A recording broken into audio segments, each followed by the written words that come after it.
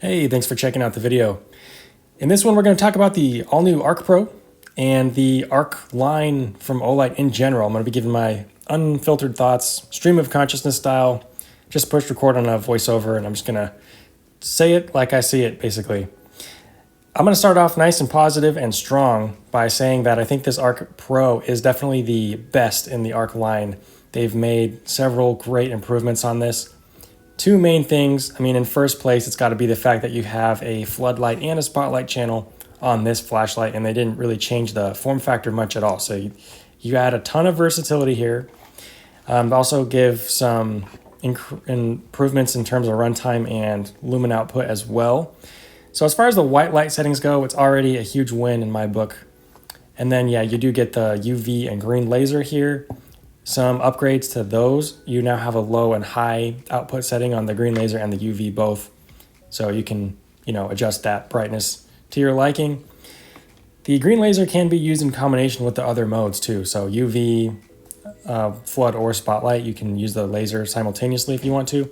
The laser is now on its own dedicated side switch.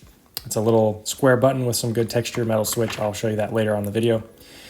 And then, yeah, Type-C recharging as well as this MCC capability as well. So if you're an existing Olight fan or user and you've got a lot of the magnetic chargers or things of that nature and you want to keep charging your flashlights like that, this will accept those or accept a charge from those things. But then if you like the more standardized cables, more readily available, perhaps more common in your life, you can also charge this thing with USB Type-C.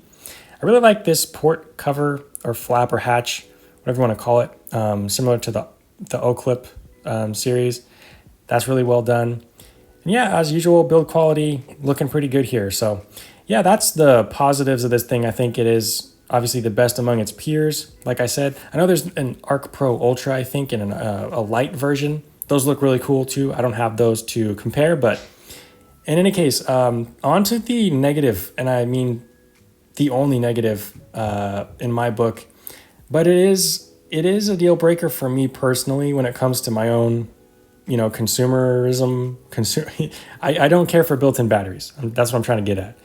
This still has a built-in battery. It's been the one drawback in the Ark series from the get-go, and it's still present here. But I understand that not everybody cares about that. It might just be me and a few others. But yeah, I'll read the comments on this channel. A lot of people share my sentiment.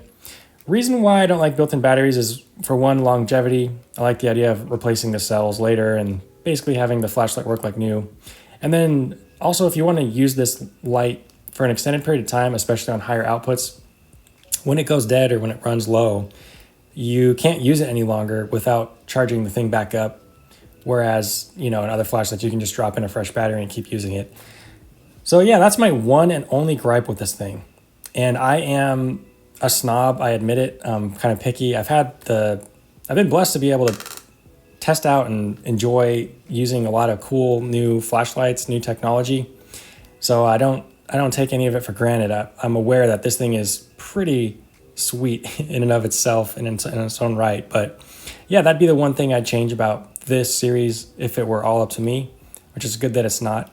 But yeah, Olight has listened to feedback, and basically this thing is getting closer and closer to ideal with each iteration.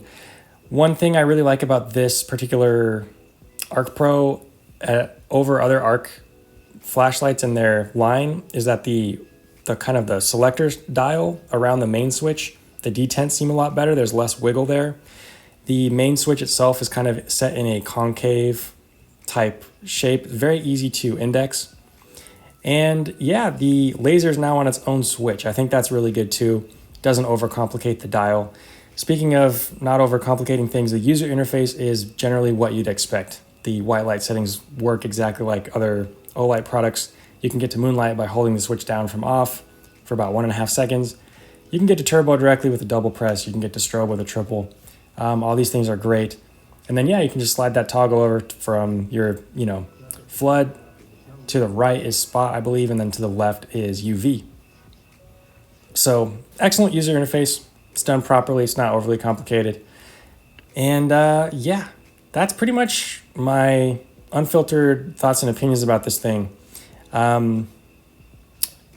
I do appreciate that Olight, in their catalog, they've got a lot of diversity. So if you don't care for built-in batteries, there's a lot of other great products that they offer that you can choose instead. I like the Warrior Mini 3 a lot. I like the Baton series a lot. And the i3T2, i3T, still love those things, i3Es. So really, it's all about knowing what your own preferences are, what your own needs are and uses. But I want to hear from you. What are your opinions about Olight products, this ArkPro in particular? If you don't mind sharing them, that'd be awesome. But thanks for watching. Have a good rest of your day. God bless.